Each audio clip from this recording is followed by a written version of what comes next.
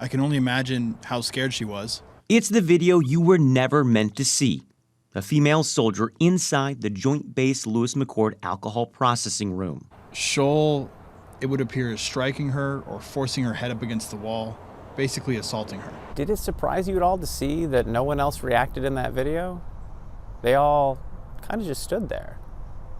That's the lack of knowledge and training on the soldiers. This officer can't show his face out of fear of retaliation. Tens of thousands of people work behind the gates and barbed wire of JBLM daily. It's a world seldom seen by the public. Now, a group of whistleblowers are risking their careers to expose what they call a broken police system. Those officers telling Fox 13 Timothy Scholl is just one example of the system's failings. The fact that nobody has done anything and has allowed him to continue to do wrong, it's not justice. It's not why I took this job. But there are questions over whether Scholl should have ever been in that room. Long before that day, a string of concerning behaviors began here along 8th Avenue East. Signs posted warn that you're entering a military installation. The road itself is public property.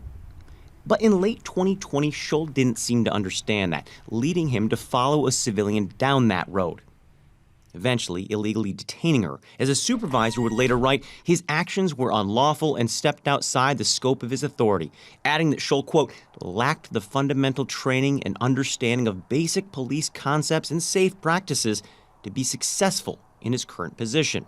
Multiple documents obtained by Fox 13 paint a troubling timeline. After his late 2020 run-in, he was put back into training. Within months, he failed to meet necessary benchmarks for officer safety, critical thinking, and ability to multitask. So, higher-ups extended his training. 2 weeks later, another run-in along the same stretch of road that kicked this all off.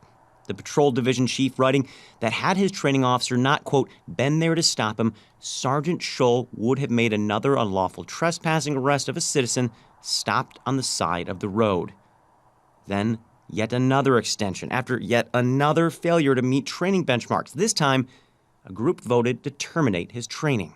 As a person, I've never had an issue with that with him as a person, but in profession-wise, I wouldn't even let him be a mall cop. This man outranked Scholl. Over Zoom, he tells me that Scholl's role as a civilian officer was to teach MPs or his less experienced military counterparts that fill out the department. He is the person in charge there. They're all looking to him. And again, his actions show that he has no idea of what he's doing and the harm that he's causing. I just wonder how it felt to see that.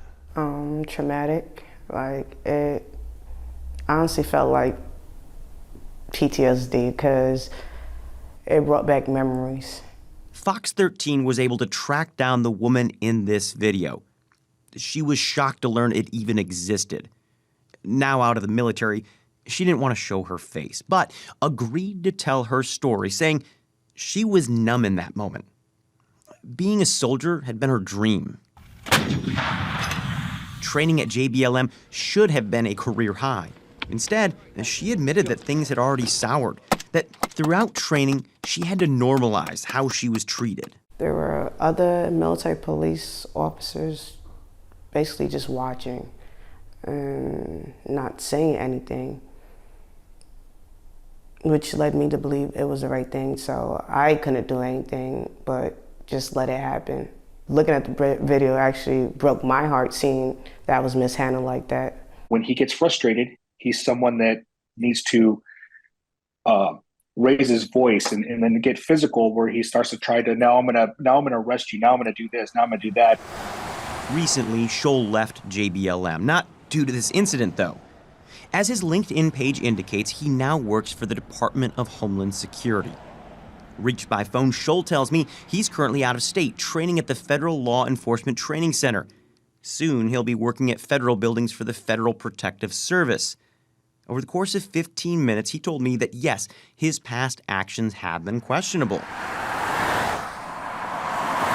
But then doubled down that the illegal arrest he made wasn't illegal, instead calling it a gray area. despite his own signed review where he stated that he, quote, made a bad apprehension and subsequently violated the woman's civil rights. And as for the video, he said she refused to give him a DNA swab after being sent for an infraction, complaining that she clenched her jaw, something that, quote, got the best of me and, quote, got under my skin. Asked whether she deserved an apology, he said no. And given a day to think about it, I asked again, this time on camera. No. But again, everything needs to go through the JBLM PAO. It's the good old boy system. That's all there is to say about it. Because I'm pretty sure Homeland Security has no clue of any of these things of his past. None. Those who worked the job say that Scholl, seen here, is a danger and that he shouldn't be around civilians with a weapon. As for the woman in the video, I just pray that he doesn't do it to somebody else, that I feel like a system that I should be protected by didn't protect me. And it's unfortunate that I was the person that was hurt at the end.